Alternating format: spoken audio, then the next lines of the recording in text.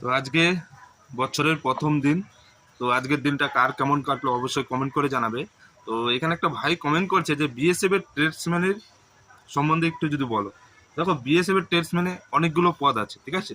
প্রত্যেকটা পদের কাজ কিন্তু আলাদা আলাদা। তুমি বিএসএফ ডিপার্টমেন্ট হয়ে যাবে তোমার, কিন্তু সেই ট্রেডসম্যানে অনেক পদ আছে, ঠিক আছে।